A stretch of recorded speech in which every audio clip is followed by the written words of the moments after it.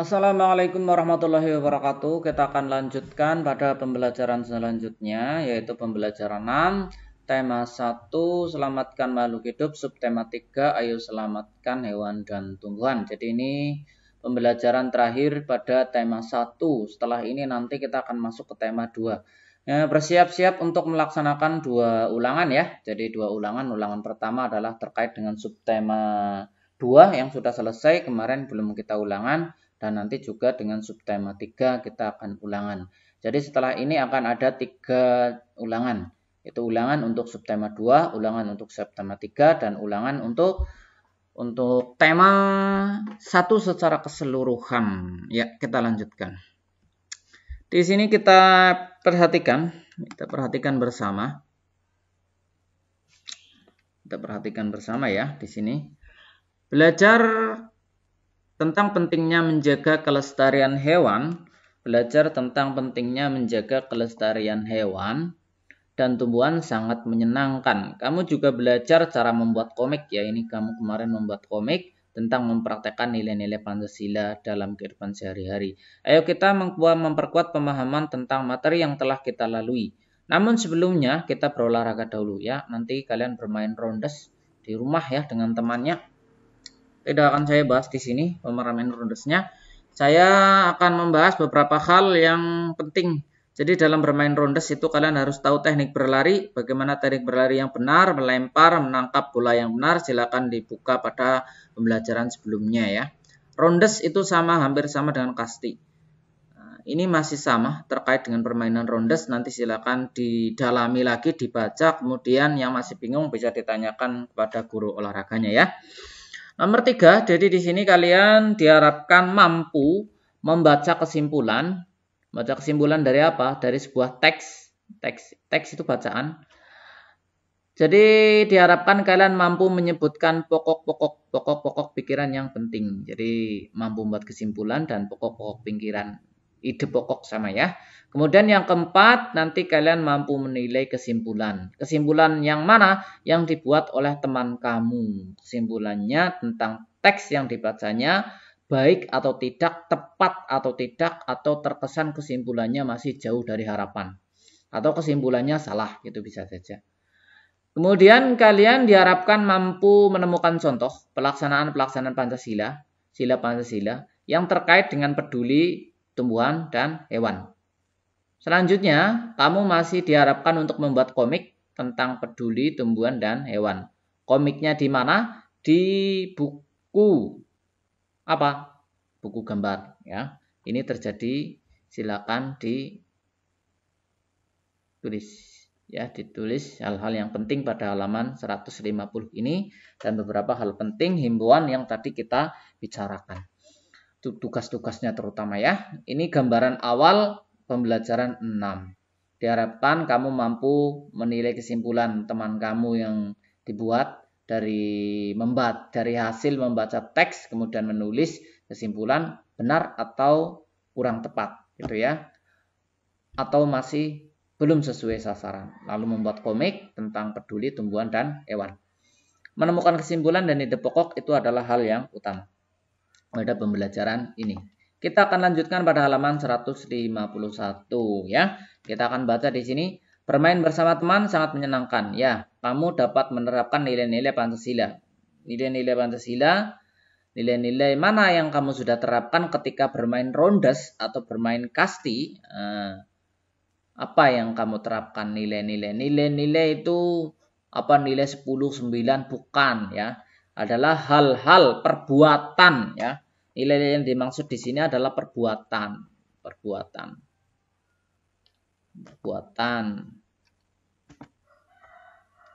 Jadi perbuatan baik apa yang sudah kamu terapkan dalam ini nilai ya, nilai perbuatan baik apa yang sudah kamu terapkan dalam permainan rondes. Nah, perbuatan baik itu nanti terkait sila ke berapa. Saya beri contoh. Kompak. Nah, kompak kan ketika bermain kompak ya. Kompak itu bekerja sama. Saling bekerja sama. Itu kompak. Itu contoh dari nilai. Kamu mencari yang selain ini ya. Banyak sekali ya. Kita lihat di sini. Kamu diharapkan di sini mampu membuat kesimpulan dari sebuah teks laporan. Jadi menyebutkan pokok-pokoknya. Kita akan lihat. Tumbuhan di Indonesia banyak dimanfaatkan sebagai pewarna. Kunyit digunakan sebagai bahan pewarna. Apabila kita membutuhkan warna kuning, kita bisa pakai kunyit. Apakah patungnya boleh diwarnai dengan kunyit, Pak? Boleh. Tanaman bit menghasilkan warna merah. Warna hijau dihasilkan sawi atau pandan. Tahukah kamu bahwa selain warna hijau, pandan juga menghasilkan bau yang wangi? Ayo baca teks berikut ini. Lah, sebelum saya lanjutkan, kita akan coba di sini. Coba untuk apa? Untuk menarik kesimpulan. Menarik kesimpulan dari mana? Maaf ya, saya ulangi lagi. Saya besarkan. Kita akan mencoba menarik kesimpulan dari teks ini. Nah, segini kita akan ambil kesimpulannya. Jadi kan tadi kita membaca kesimpulan dari membaca kesimpulan atau membuat kesimpulan dari teks dan menyebutkan pokok-pokoknya. Nah, siswa dapat menyebutkan pokok-pokoknya. Di sini yang paling pokok adalah pokoknya apa? Tumbuhan. Nah, tumbuhan di mana? Indonesia. Untuk apa? Pewarna. Nah, pokoknya hanya itu. Jadi, kesimpulannya adalah tumbuhan dapat dijadikan pewarna. Ya. Jadi begini. Tumbuhan dapat dijadikan pewarna. Nah, pewarna. Ini kesimpulan. Maaf, belum saya lingkari ya. Ini kesimpulan. Kok susah untuk nulis ya? Bentar. Untuk melingkari jadi susah. Nah, ini kesimpulan dari teks ini. Pokok-pokok pentingnya apa? Jadi kamu setelah membaca kesimpulan dari teks laporan, hasil pengamatan. Jadi ini hasil pengamatan orang tentang tumbuhan yang ada di Indonesia. Siswa mampu menyebutkan pokok-pokok penting yang tepat. Pokok-pokok pentingnya apa? Ya ini kesimpulannya. Tumbuhan dapat dijadikan pewarna. Tumbuhan yang dapat dijadikan pewarna apa saja? Lah ini pokok penting yang harus dicatat misalnya. Kuning dari kunyit. Ini juga penting juga. Lah ini pokok-pokok penting namanya ya. Terus bit menghasilkan warna merah. Warna hijau dihasilkan oleh pandan. Itu pokok-pokok penting. Tapi menarik kesimpulan itu seperti ini ya. Menarik kesimpulan. Diambil dari ide pokoknya. Ide pokoknya adalah tumbuhan sebagai pewarna. Nah, ini namanya kalimat utama ya, kalimat utama. Kalimat yang menjadi inti dari sebuah paragraf. Itu namanya kalimat utama. Baik, kita akan lanjutkan pada halaman selanjutnya ya. Nah, di sini ini saya beri contoh lagi bagaimana cara membuat kesimpulan. Ini ada sebuah teks, teksnya seperti ini. Nah, ini saya warnai yang merah karena di sini adalah kalimat utamanya. Sosok ibu sangat besar peranannya bagi sebuah keluarga. Ini kebetulan kalimat utamanya di awal.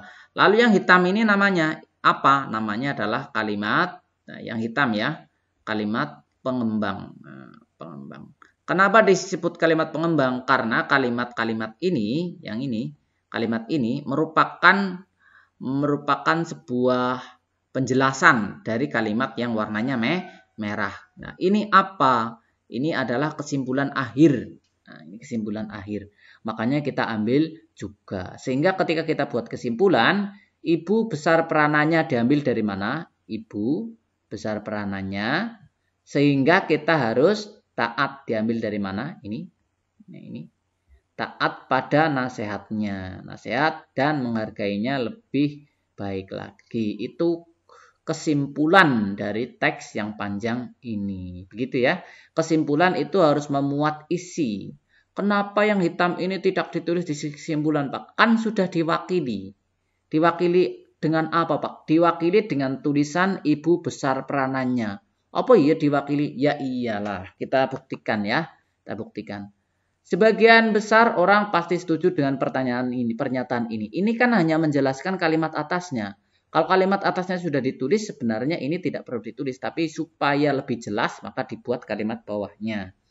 Jadi, kalimat ide pokok itu kalimat intinya. Paham ya? Kalau masih belum paham, silakan diulangi lagi ya videonya. Lah nanti selanjutnya kamu diharapkan ini teksnya dibaca, lalu buat kesimpulan. Caranya sama dengan ini. Di merah digaris dulu boleh yang penting-penting, kalimat yang penting, lalu nanti disatukan seperti ini ya. Gampang. Tuliskan kesimpulanmu dan simpulanmu dengan temanmu. Buat komentarmu pada kesimpulan temanmu. Jadi nanti silakan bertukar kesimpulan dikomentari. Kalau tidak dapat ya tidak usah.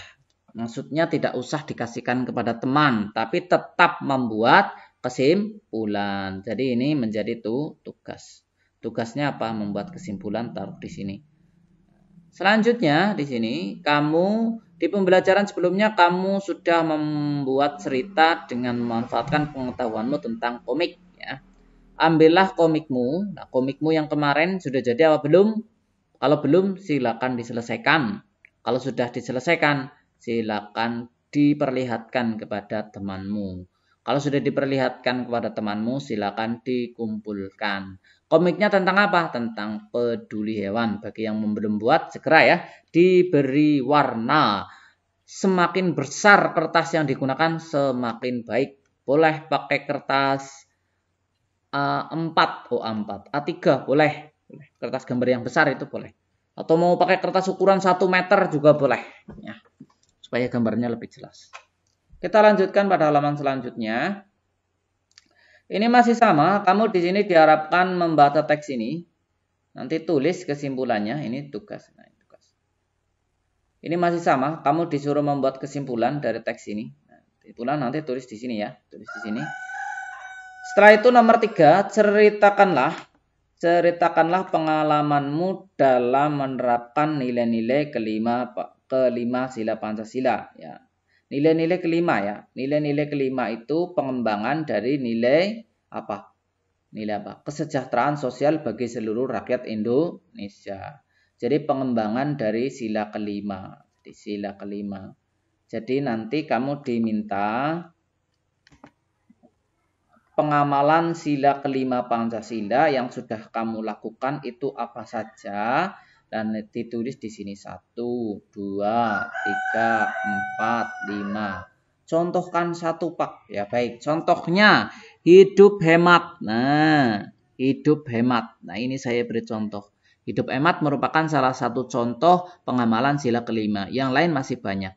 Terus pertanyaannya, jelaskan dengan singkat manfaat dari perilaku tersebut. Apa manfaat hidup hemat? Nah di sini saya jelaskan. Manfaat hidup hemat adalah, contohnya yang berhubungan dengan pelajaran yang depan tadi, Pak. Nah, manfaat hidup hemat adalah ikut serta menjaga. Nah, kan ini manfaatnya berkaitan dengan yang depan, menjaga kelestarian hewan dan tumbuhan. Kemarin kan sudah dijelaskan atau dalam pembelajaran sebelumnya telah dijelaskan ketika kita menghemat lauk dengan tidak membuang-buangnya, kita menghemat makanan, maka kita akan melestarikan tumbuhan yang kita makan atau hewan yang kita makan, menjaga ketersediaannya. Itu contohnya. Menghemat. Manfaat hemat adalah ikut serta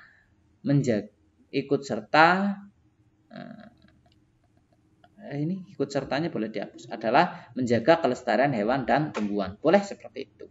Itu manfaatnya. Dan banyak manfaat-manfaat yang lainnya. Contoh, kita memiliki persiapan untuk masa depan. Itu juga manfaat hidup hemat. Paham ya? Paham. Kalau belum paham silakan diulangi lagi. Silakan kalian cari yang lainnya. Berapa paling sedikit, Pak? Paling sedikit itu 3. Paling sedikit itu 3. Paling banyak berapa? Tidak ada batasnya. Apa itu yang 3? Apa itu yang 5? Yang 3 yang 5 adalah nilai-nilai nilai-nilai pengamalan sila ke-5. Nanti setiap pengamalan wajib ditulis manfaatnya. Gitu ya contohnya. Tadi saya beri contoh. Contoh nilai kita mengamalkan hidup hemat. Manfaatnya hidup hemat adalah menjaga kelestarian hewan dan tumbuhan atau ditambahi dapat. Nah, di sini. Dapat menjaga kelestarian hewan dan tumbuhan. 2, manfaatnya yaitu memiliki persiapan untuk masa depan. Paham ya? Paham. Kita akan lanjutkan. Wah, ini ada soal. Bagaimana manfaat melestarikan hewan dan tumbuhan bagi kehidupan? Silakan pertanyaan ini ditulis di jawabannya di sini. Buatlah soal cerita menggunakan operasi hitung campuran. Gunakan 3, angka 3, angka 6, angka 7. Soal ceritanya seperti pada pembelajaran sebelumnya. Silakan pembelajaran sebelumnya ditengok ya. Harus ada kurangnya, ada tambahnya, ada kalinya, ada bagi. Jadi silakan nanti kalau belum jelas, ini tidak saya beri contoh lagi ya. Ini ngetes namanya. Saya ingin ngetes karena pembelajaran sebelumnya sudah saya beri contoh. Silakan ditengok lagi contoh-contohnya lalu buat. Dalam soal cerita ya, soal cerita kamu nanti harus ada pengurangan, penambahan, perkalian, dan pembagian. Kemudian sebutkan kegiatan ekonomi. Kegiatan ekonomi. Kegiatan ekonomi tadi apa? Kegiatan yang terkait dengan menghasilkan atau memproduksi atau menggunakan barang. Bisa juga yang paling gampang itu pekerjaan lah ya. Pekerjaan apa? Pekerjaan penduduk di suatu negara. Jelaskan hubungannya dengan kondisi geografis. Kondisi geografis itu lingkungan alam.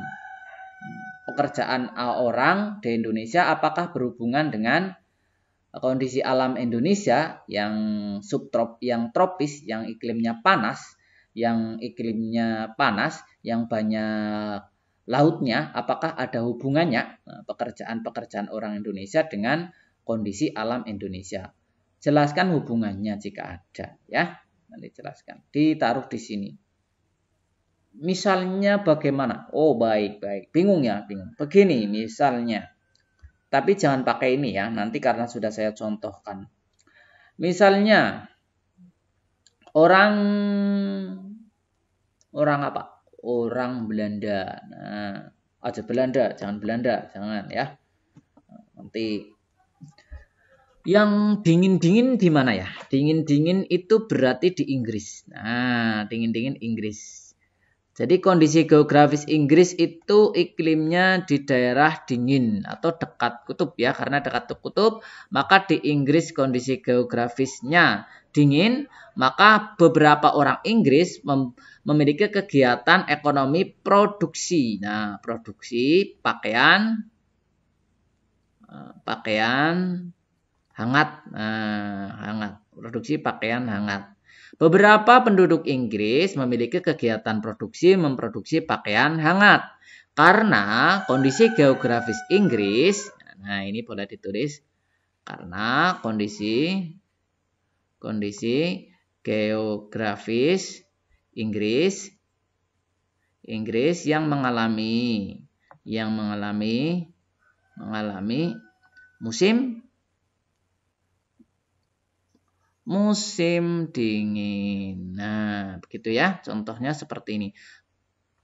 Penduduk Inggris. Nah, penduduk Inggris sebagian. Nah, sebagian tidak semua ya. Sebagian memproduksi pakaian hangat karena kondisi geografis Inggris yang mengalami musim dingin.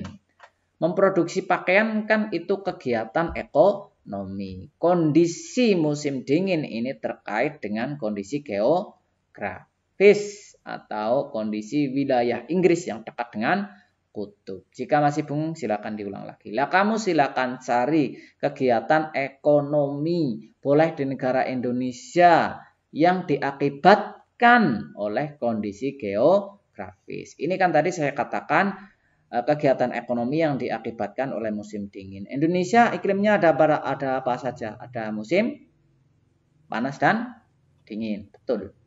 Itu apakah menyebabkan menimbulkan orang Indonesia berkreasi untuk menghasilkan beberapa pekerjaan?